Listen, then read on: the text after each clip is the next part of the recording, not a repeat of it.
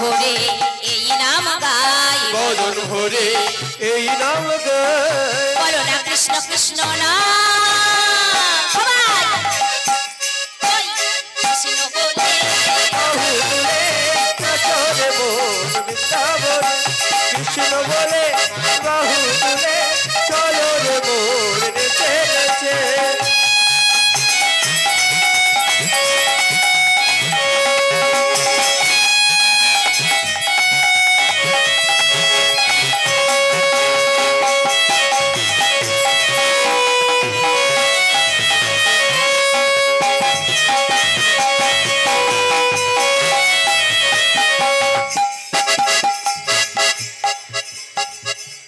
সংসারে কেউ আপন নয়, তাই না মা? তাই এত যে টাকা সঞ্চয় করলাম, মরে যখন যাবে টাকা কি সঙ্গে দেবে? দেবে না, টাকাও দেবে না। এমনকি যে বসনটা পড়ে আছেন ভালো যদি হয় সেটাও খুলে নেবে, হাতে গয়না থাকলেও খুলে নেবে, তাই না? তবু কি ভালোবাসি কেন? মোহ। আচ্ছা আচ্ছা, এই প্রসঙ্গে একটা দৃষ্টান্ত বলি, এটা সবই আমাদের চোখের মোহ। একদিন এক রাজা, সে ওই নগরে ভ্রমণ করতে বেরিয়েছিল। রাজা তো, তাই রাজা যখন গ্রামে ভ্রমণ করতে বেরিয়েছে, গ্রামবাসীরা সবাই এসে রাজাকে সম্মান করছে, অভ্যর্থনা দিচ্ছে। এখন রাজা যেতে যেতে দেখলো একটা খুব পরমা সুন্দরী রমণী কলসি কাঁখে জল নিয়ে ঘরে যাচ্ছে। সেই রমণী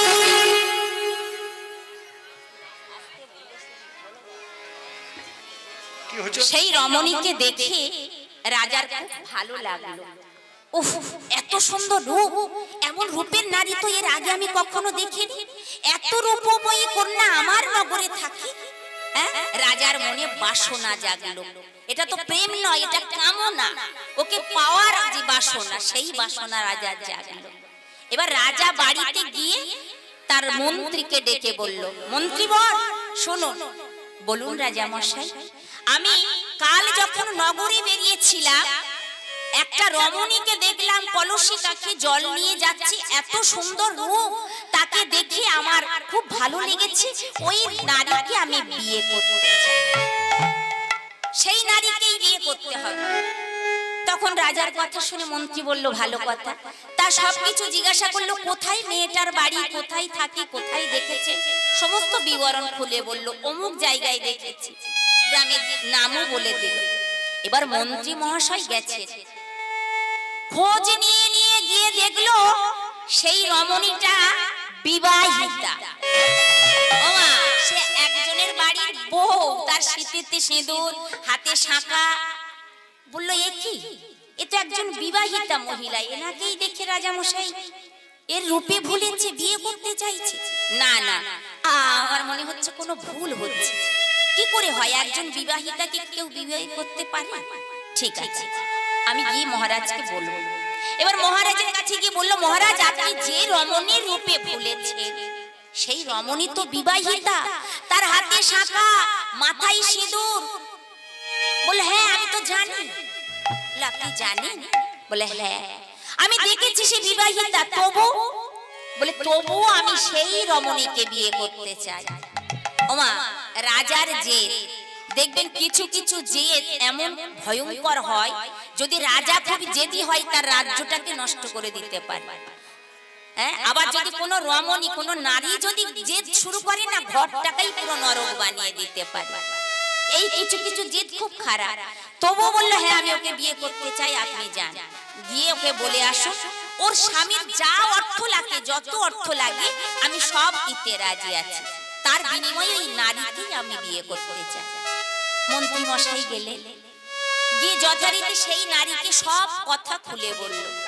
এখন এই কথা শুনে মেয়েটি তখন বলল, তা কি করে সম্ভব, আমি তো, আমার স্বামী আছে, বিয়ে হয়ে গেছে। বলল, তবু রাজা মশাই কোনো কথা শুনতে চায় না।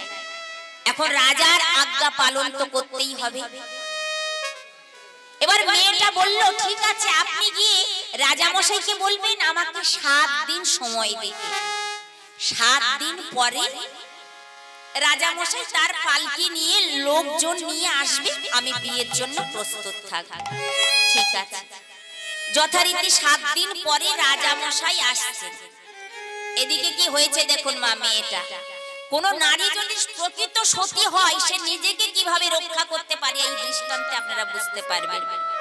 যখন রাজার এই জেদ শুনেছে, মেয়েটা তো জানে রাজার জেদকে আমি উপেক্ষা করতে পারবো না, কি করেছে, কোথা থেকে একটা কবিরাজের বাড়ি থেকে এমন ওষুধ এনে সে খেয়েছে, সেই ওষুধ খাওয়ার ফলে তার বাহ্যিক শুরু হয়েছে। বাহ্যিক বলতে কি বলুন তো, বমি পায়খানা, যত বমি হয়, পায়খানা হয়, মল মূত্র যত কিছু শরীর থেকে বেরোচ্ছে, মেয়েটা বড় বড় হাঁড়ি ভরে ভরে রেখে দিয়েছে। শরীরে যত কিছু আছে, পেচ্ছাপ, পায়খানা, বমি, কফ, থুতু যা হচ্ছে, বড় বড় হাঁড়ি ভরে ভরে রেখে দিয়েছে। এবার 7 দিন পরে যখন রাজা মশাই মন্ত্রী লোকজন নিয়ে এলো, এসে দেখছে কোনো বাদ্যি বাজনা নেই, বিয়ে বাড়ির তো একটা সাজগোজ থাকে, কোনো কিছুই নেই। কি মন্ত্রী মশাই, আপনি কি বলেননি? মন্ত্রী বলল, হ্যাঁ রাজা মশাই, আমি বলে গেছি, সে মেয়েটা রাজিও হয়েছে, তাহলে কোনো কিছু আড়ম্বর নেই। বলে, কি জানি, ব্যাপারটা তো বুঝতে পারছি না। আচ্ছা, আপনি বরং এখানে একটু অপেক্ষা করুন, আমি ভিতর থেকে দেখে আসি। মন্ত্রী মশাই ভিতরে গেলেন, গিয়ে দেখছে দরজার কাছে আসতে একটা রমণী বসে আছে, জরা জীর্ণ কঙ্কাল অবস্থা। তাকে দেখে মনে হচ্ছে কতদিন যেন খায়নি বা অসুস্থ রুগ্ন রোগী। বললো, এই যে মা, এই যে তোমায় বলছি, শোনো শোনো, আচ্ছা এখানে একটা পরমা সুন্দরী রমণীকে আমি 1 সপ্তাহ আগে দেখে গেছিলাম, বলতে পারো সেই মেয়েটি কোথায়? মেয়েটি হেসে বলল, আমায় চিনতে পারলেন না? আমি তো সেই রমণী। বলল, না না না, অসম্ভব, তুমি কি করে হবে? তাকে দেখেছি কত সুন্দর, তার গায়ের রং, রং যেন ফেটে পড়ছে, অপরূপ সুন্দরী সে, তুমি কি করে হবে? তোমার এই কঙ্কাল সার চেহারা, যেন কতদিন খাওনি, যেন কত ব্যাধিগ্রস্ত। বলল, না, আমি সেই রমণী। বলল, তাহলে তোমার এরকম দশা হলো কি করে? কি করে হয়েছে? আপনার রাজা মশাইকে আসতে বলুন, আমি তাকেই সব খুলে বলব। গিয়ে রাজা মশাইকে যখন পাঠিয়ে দিল, বলছে, রাজা মশাই সর্বনাশ হয়েছে। বলছে, কেন? বলে, ওই নারী বলছে ও সেই রমণী, কিন্তু আমি যাকে দেখেছিলাম এর সঙ্গে তার চেহারার কোনো মিল নেই। রাজা মশাই গিয়ে জিজ্ঞাসা করলো, সত্যি করে বলো নারী, তুমি কে? আমি যাকে দেখেছি তুমি তো সে নও। বলল, আমি সেই, বিশ্বাস করুন মহারাজ, আমি সেই রমণী, আমি সেই রমণী।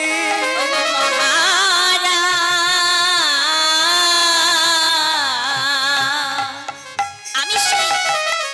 বলল, অসম্ভব। বলে, আপনি আমার কথা মানতে পারছেন না? তবে শুনুন, এই যে দেখছেন বড় বড় হাঁড়ি আছে, এই হাঁড়িগুলোর ভিতরে আমি যে আমার সেই রূপগুলোর ভিতরে লুকানো আছে। বললো, তোমার সেই রূপ? বললো, এই দেখুন, হাঁড়ি খুলে খুলে দেখাচ্ছে, একটাই কপ, থুতু, মল মূত্র, পেচ্ছাপ সব ভর্তি করে করে রেখেছে। বললো, এইগুলো হলো আমি। বললো, কি বলছো? বলে, হ্যাঁ, এইগুলো দেখেই আপনি আমার প্রেমে পড়েছিলেন, কেননা আমার দেহে এইগুলো ছিল বলে আমার রূপ যৌবনের অত জৌলস ছিল, এরা আমার দেহ থেকে বেরিয়ে গেছে, তাই আপনি আর আমায় চিনতে পারছেন না। গৌর হরি বল, হরি বল। দেখেছেন মায়ের? সত্যি কিনা বলুন তো?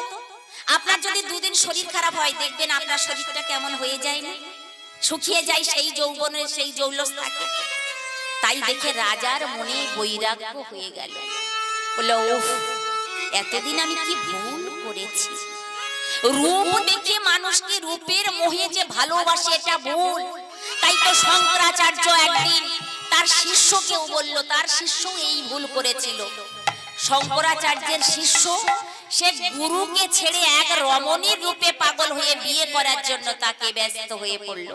বলল, শোন, ওরে লোকে গুরু পায় না, আর তুই গুরু পেয়ে কিনা আমায় ছেড়ে ওই মেয়েকে দেখে বিয়ে করতে যাচ্ছিস। ঠিক আছে, কাল আমি তোর বিয়ে দেবো, আজ রাত্রে তুই আমার কাছে শুবি। গুরুদেবের কাছে শুয়েছে। রাত্রে গুরুদেব এমন একটা লীলা দেখালো, সকালবেলা সে বলতে বাধ্য হলো, গুরুদেব আমি বিয়ে করব না। কি লীলা দেখলো বলুন তো? বিশাল বড় একটা কড়াই আগুনের মধ্যে বসানো, আর সেই কড়াইয়ের মধ্যে মেয়েটা দাঁড়িয়ে আছে, আর তার গা থেকে পচে পচে সমস্ত মাংস ঘষে ঘষে ওই কড়ার ভিতরে পড়ছে। এটাই তুই খেয়ে ফেল, এটাই সেই তুই যাকে ভালোবাসিস সেই রমণী। দেখ, এক কড়া মাংস, একটা মাংস পিণ্ড মাত্র, যাকে দেখে তুই ভুলেছিস। এই দেহটাই কি আছে মা? পচা দেহ না? ওই জন্য বলে না, মানুষ আজ মরলে কাল বাসি মরা বলবে। পচা দেহ আপনাকে সঙ্গে সঙ্গে ঘরের বাহির করে দেবে, তাহলে ঘরে দুর্গন্ধ ছড়াবে, পচে গন্ধ ছাড়ে, তাই না? শুধু একটা দেশলাই কাটি দিয়ে একটা জায়গায় পুড়িয়ে দেখুন তো, চামড়াটা উঠে গেলে কেমন অবস্থা হয়, তাই না? তাই বলছে, বৃথায় আমরা সংসারে রূপ দেখে ভুল করো না, এই মায়ায় ভুলো না। কারণ এই সংসারে টাকা পয়সা সঙ্গী সাথী যারা, এরা সবাই সাজা, এরা কেউ সঙ্গে যাবে না। তাই টাকা সঙ্গে যাবে না। যাবে? ভালো করে দেখুন তো, টাকা যাবে কি? তাই বলছে, একজন গাইছে, টাকা সঙ্গে যাবে না, পয়সা সঙ্গে যাবে না। সোনা দানা গয়না গাটি হবে তোর হবে মাটি।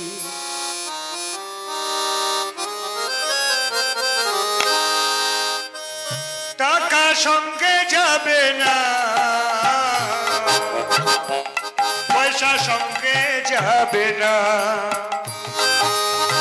সোনা দানা গয়না গাটি একদিন তোর হবে মাটি।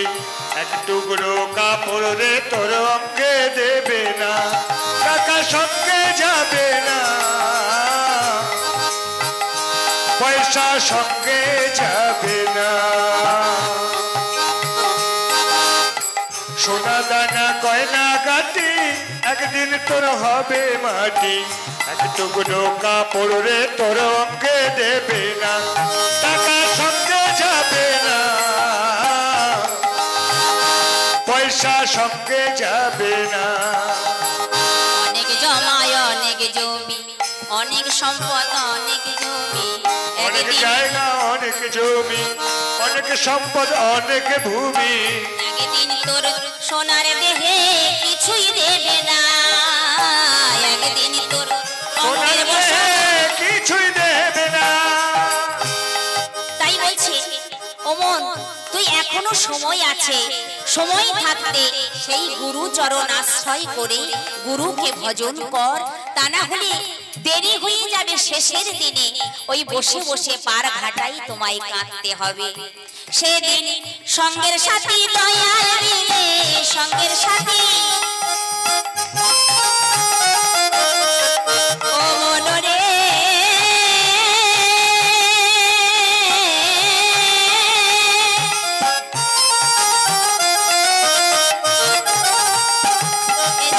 দয়াল দিনে সঙ্গের সাথী কেউ তো হবে না। টাকা সঙ্গে যাবে না, পয়সা সঙ্গে যাবে না। টাকা সঙ্গে যাবে না, পয়সা সঙ্গে যাবে না। টাকা সঙ্গে যাবে না, পয়সা সঙ্গে যাবে না। আজ এখানে আমরা গৌর কথা শ্রবণ করলাম। মা, গৌর কথা আর যাব না। আপনারা হয়তো ব্যস্ত হয়ে পড়ছেন যে লীলাখানি শ্রবণ করব, লীলাটার নাম কি? আমরা যে লীলাখানি শ্রবণ করতে চাই সেই লীলাটার নাম হলো একটা ছোট্ট ছেলে কেমন করে রাধা রানীর কৃপা পেয়েছিলেন, তার নাম হলো দুঃখী কৃষ্ণ দাস। নিতাই গৌর প্রেমানন্দে একবার সবাই হরি বল হরি বল। তাই চলুন আমরা এবার বৃন্দাবনে গিয়ে আসল লীলাটা দর্শন করতে চাই। তাই চলুন সবাই মিলে বৃন্দাবনে দেহ না মন নিয়ে আমরা বৃন্দাবনে যাব। রাধে রাধা রাধা নাম গাইতে গাইতে যাব। এমনি এমনি তো বৃন্দাবনে যাওয়া যায় না, তার আগে রাধা নাম বলতে হবে। তাই সবাই মিলে আসুন হাতে তালি দিয়ে রাধা রাধা রাধা রাধা রাধা বলো রে মন, যাব মধুর বৃন্দাবন। রাধা রাধা রাধা রাধা বলো রে ওরে মন, যদি যাবি মধুর বৃন্দাবন। রাধা রাধা রাধা বলো রে মন, যদি যাবে মধুর বৃন্দাবন। রাধা রাধা বলো রে ওরে মন, যদি যাবি মধুর বৃন্দাবন। আগে তালি দিয়ে কই তালি কই, সবাই মিলে তালে তালে।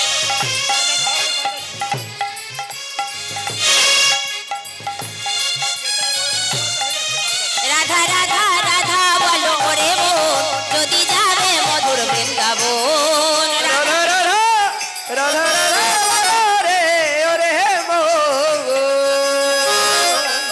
যদি যাবি মধুর বৃন্দাবন। রাধা নামে তুই অক্ষরে না জানি কত সুধা ঝরে। রাধা নামে তুই অক্ষরে না জানি কত সুধা ঝরে। রাধা নামে দুই অক্ষরে না জানি কত সুধা ঝরে। সবাই মিলে রাধা রাধা রাধা রাধা রাধা বলো রে মন, যদি যাবে মধুর বৃন্দাবন। রাধা রাধা বলো রে ওরে মন, যদি যাবি মধুর বৃন্দাবন। রাধা রাধা রাধা রাধা বলো রে ওরে মন, যদি যাবি মধুর বৃন্দাবন।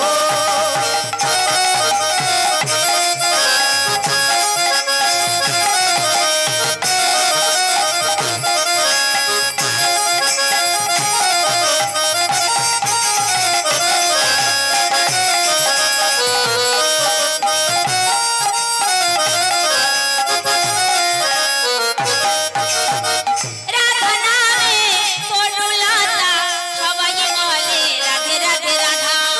রাধা নামে তরুলতা সবাই বলে রাধে রাধে রাধা। রাধা নামে তরুলতা সবাই বলে রাধে রাধে রাধা। রাধা নামে তরুলতা সবাই বলে রাধে রাধে রাধা। রাধা রাধা সবাই রাধা রাধা রাধা বলো রে মন, যদি যাবে রাধা রাধা বলো রে ওরে মন, যদি যাবি মধুর বৃন্দাবন। রাধা রাধা বলো রে ওরে মন, যদি যাবি মধুর বৃন্দাবন। তাই রাখাল রাজা হবে নাকি আরেকটা হবে তো নাকি? রাখাল রাজা বলে দে না কোথায় বৃন্দাবন।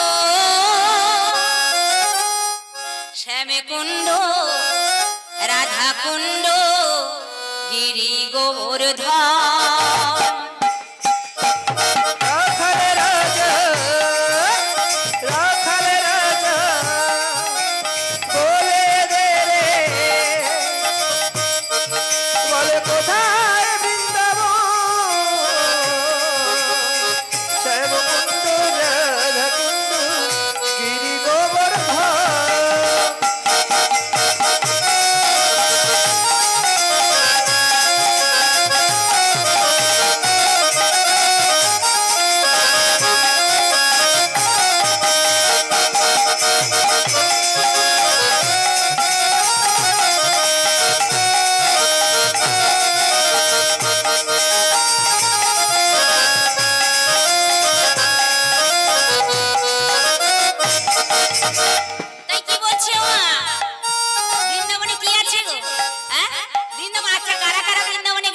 হাত তুলুন দেখি। কই এদিকে কেউ আছেন বৃন্দাবনে? এই আর দীঘায় কারা কারা গেছে? সবাই সবাই। ওই দেখো আমার আগে বলছে ও গেছে। আচ্ছা বৃন্দাবনে আমার মাসিমা একা গেছেন? যাক যাক, তবু নিতাই গৌর হরি বলে একজন তো গেছেন। তাই বৃন্দাবনে কি আছে? ভাগবতী শ্রী যমুনা পূজার হয়ে যায়, কেশি ঘাটার বংশী বটে আছে শ্যামরায়। ভাগবতী শ্রী যমুনা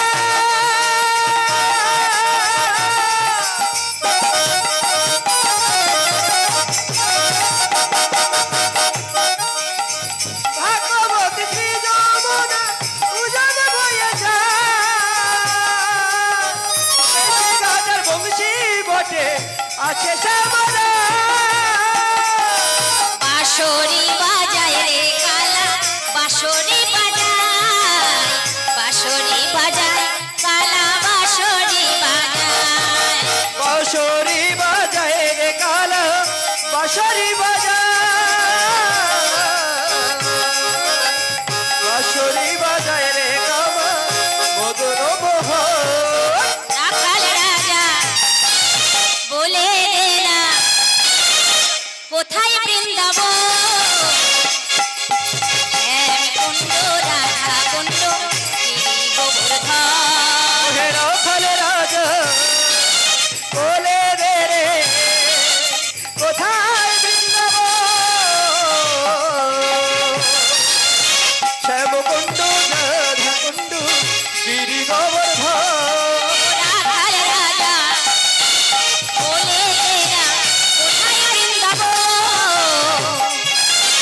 শ্যামকুণ্ড রাধাকুণ্ড গিরি গোবর্ধন, শ্যামকুণ্ড রাধাকুণ্ড গিরি গোবর্ধন, শ্যামকুণ্ড রাধাকুণ্ড গিরি গোবর্ধন। বলো বৃন্দাবন ধাম কি, জয় নব বৃন্দাবন ধাম কি, জয় বাঁকে বিহারী কি, জয় শ্রীমতী রাধা রানী কি। জয়। তাহলে আমরা সবাই বৃন্দাবনে এলাম, তাই তো?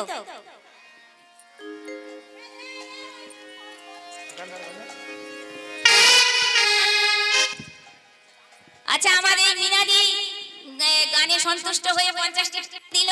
আপনারা সবাই মিলে একবার জোর করে হরিধ্বনি নিতাই গৌর প্রেমানন্দে হরি বল। দেখুন আজকে কৃষ্ণ মণ্ডল তিনি একজন ভক্ত, তিনি ভগবানকে সদা সর্বদা স্মরণ করেন এবং প্রত্যেক দিন তার ভিক্ষায় অন্নে জীবন যাপন করেন, কিন্তু প্রত্যেক দিন সে ভগবানের নাম নিতে ভোলে না। কিন্তু অতি দরিদ্র গরিব তারা কোন রকমে দিন অতিবাহিত করে, ভগবানকে বসে বসে ডাকে ঠাকুর ঘরে, হে দয়াময় তুমি একবার কৃপা করে আমাকে পার করে নিয়ে যেও। কিন্তু একদিন কি হলো দেখুন মা, ও মা, পুরীতে রথযাত্রা হয় জানেন তো?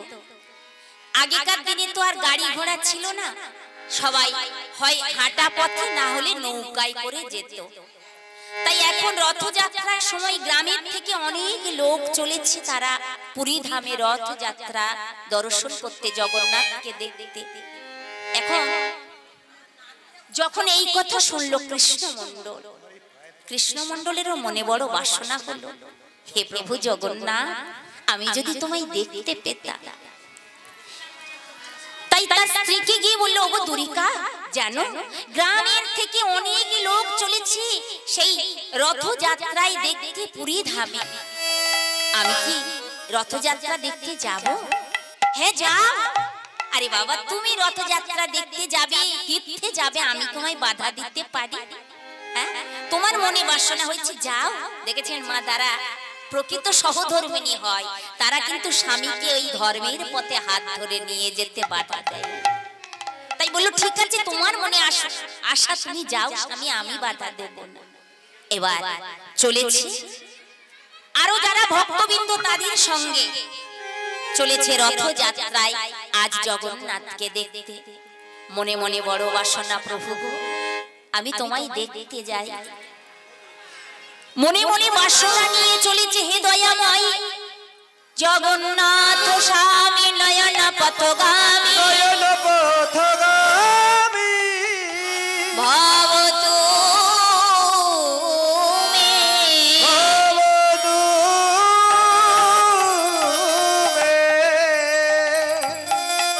জগন্নাথকে মনে মনে স্মরণ করতে করতে চলেছে আর বলছে হে দয়াল, অনেক দিন অনেক জন্ম জন্ম ধরে তপস্যা করে মানুষ, তবু তোমার কৃপা পাই না।